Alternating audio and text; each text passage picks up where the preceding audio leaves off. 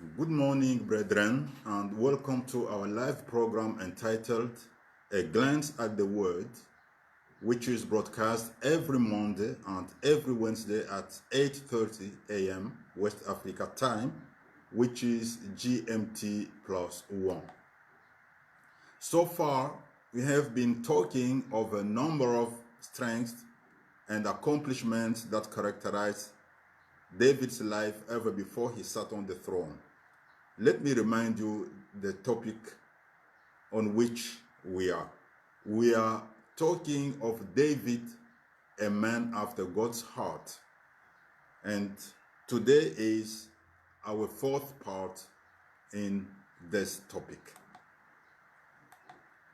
Among other things, we said that David was, first of all, handsome. And we know that God's heart is attracted by beauty, even though God is not that much interested in the outward appearance, but in our hearts, yet he is attracted by beauty, and he likes beauty. And secondly, we said that David was highly talented as a harp player. And the third characteristics that we saw is that David was brave and courageous. David was also a wise speaker. He had a prudent speak. He was not speaking nonsense. And he was not quick to respond if he was not sure of what he was going to say. David was spirit-filled, so the Spirit of God was with him.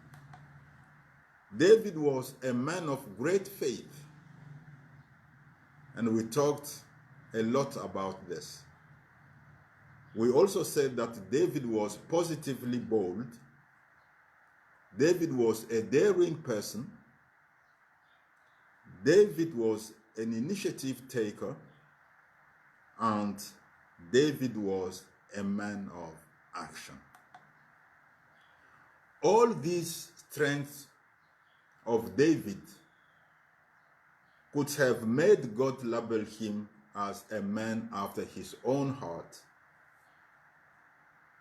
But all these strengths of David could also be a consequence of the fact that David was a man after God's own heart. As for David's accomplishments, we clearly think that they were the consequence of the fact that David was a man after God's own heart. And among David's most notable accomplishments, we can cite the killing of the lion, the killing of the bear, the quietening of Saul's evil spirit. Remember, every time that Saul was under attack by the evil spirit, David would play the harp and the evil spirit will remain quiet and leave Saul for a while. And the fourth accomplishment, and maybe this is the accomplishment for which David is widely known by everybody, even non-Christians, is the killing of Goliath. These qualities and accomplishments are not the only positive things that we see in the life of David. Though we cannot enumerate all the positive qualities of David, we nevertheless found it important to also point out to two more David's qualities. Let's read the book of 1 Samuel, chapter 23, verses 1 to 5 and verse 12. 1 Samuel 23, verses 1 to 5 and verse 12. We read, "Then they told David, saying, Look, the Philistines are fighting against Keilah, and they are robbing the threshing floors. Therefore David inquired of the Lord, saying, Shall I go and attack these Philistines? And the Lord said to David, Go and attack the Philistines and save Keilah.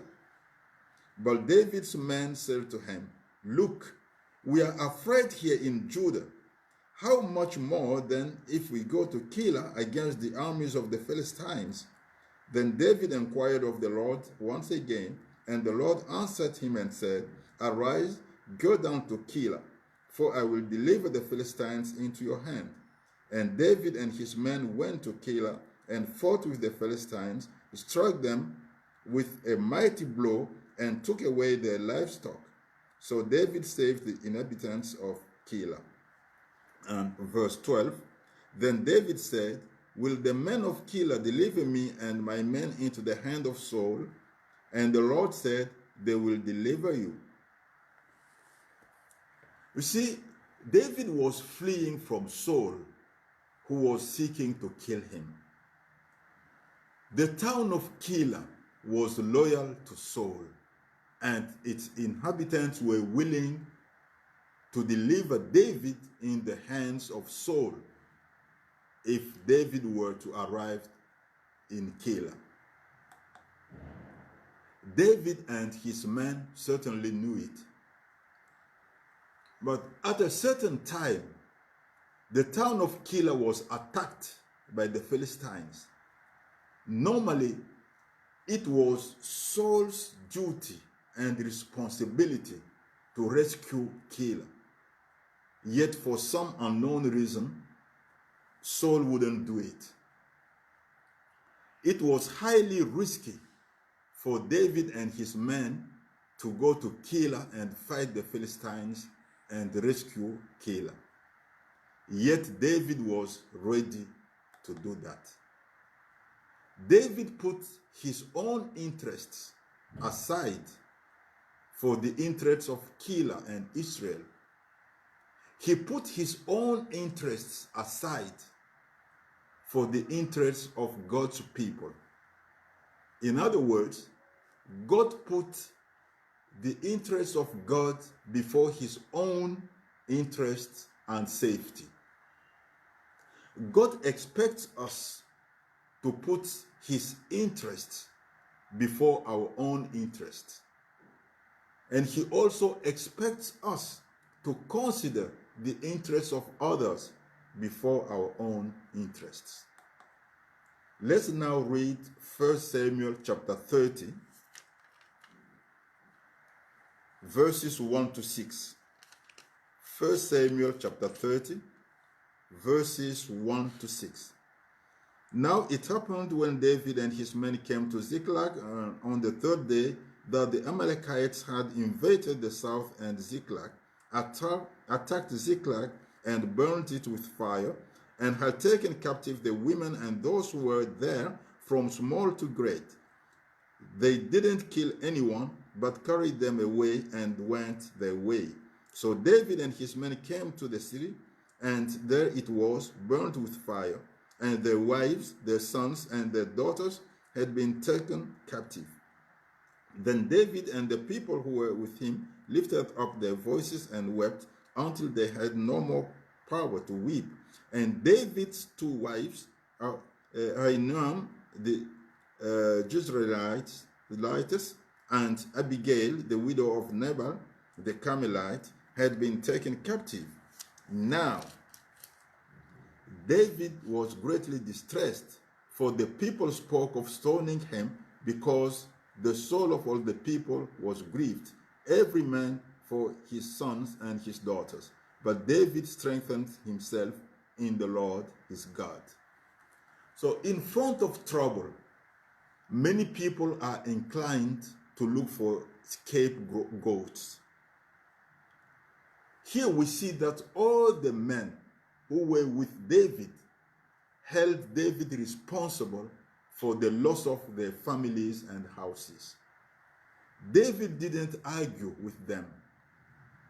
David didn't look for any scapegoat either. David accepted to bear that responsibility, and he decided to take action in order to find a solution, in order to reverse the situation. David was a responsible man. But the life of David was not only characterized by positive aspects. There were also many wrongs in his life. And we are now going to talk about some of those wrongs. Of course, it won't be possible for us to enumerate all the wrongs of David, not even all those that are written in the Holy Bible. We only are going to talk of some of the most notable ones. Let's read 1 Samuel chapter 20, verses 4 to 6. 1 Samuel chapter 20, verses 4 to 6. So Jonathan said to David, "Whatever you yourself desire, I will do it for you." And David said to Jonathan, "Indeed, tomorrow is the new moon, and I should not fail to sit with the king to eat. But let me go, that I may hide in the field until the third day at evening. If your father misses me at all, then say, David earnestly asked permission of me that he might run over to Bethlehem, his city, for there is a yearly sacrifice there for all the family." So here we clearly see David asking Jonathan to lie for him. We see David asking Jonathan to bear false witness on David's behalf. So David made Jonathan sin for him. We must not make any other person commit a sin for us, no matter the reason why, and we must not get anyone be involved in our sin. Let's read 1 Samuel chapter 21, verses 1 to 3. 1 Samuel chapter 21, verses 1 to 3. Now David came to Nob, to Ahimelech the priest, and Ahimelech was afraid when he met David and said to him, "Why are you alone and no one is with you?" So David said to Ahimelech the priest, "The king has ordered me on some business and said to me, 'Don't let anyone know anything about the business on which I send you, or what I have commanded you, and I have directed my young men to such and such a place. Now therefore, what have you on hand? Give me 5 loaves of bread in my hand, or whatever can be found." So after making Jonathan lie for him, after making Jonathan sin for him, David himself appeared to be a great liar. One might say that this only was a white lie. Well, the problem is, I didn't find any passage in the Holy Bible where they make a difference between a so-called white lie that is supposed to be acceptable to God and other lies that relate people to Satan, the father of lies and of liars. A lie is but a lie, no matter the reason why it is said. And a lie, which is a tool in the hands of Satan, can be a dreadful weapon, terribly efficient to kill whoever the devil wants to eliminate. In this case of David's lie caused the death of 85 priests of the Lord and many other innocent inhabitants of the city of Nob. Lying is one of the easiest sins to commit. Lying is one of the most common sins that easily come out of our mouths. Yet we seldom weigh the consequences of our lies. Are we certain that our lies have not caused death somewhere? The fact is that many of us are like David. Those of us who are like David are quick to lie, and they also are quick to make other people lie for them.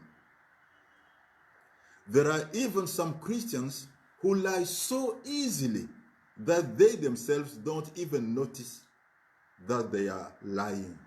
At times, they even end up believing their own lies.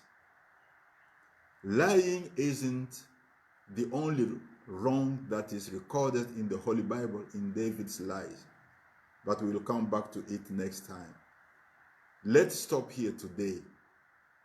We will talk of some other wrongs of David on next Monday.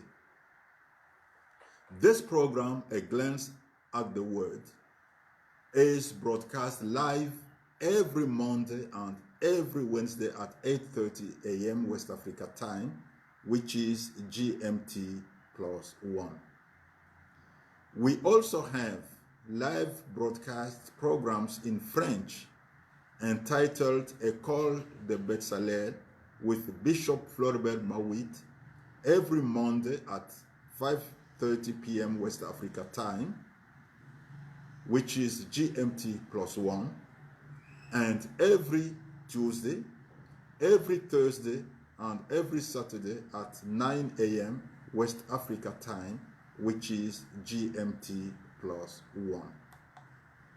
We have one other live broadcast program in French every Sunday at 8 a.m. West Africa time. It is called Le Pain des Champions with Bishop Floribert Mawit. We have two bilingual live programs, which are our Sunday services. They are broadcast respectively at 10 a.m. and at 12 p.m. West Africa time, which is GMT +1. God bless you abundantly beyond all your expectations.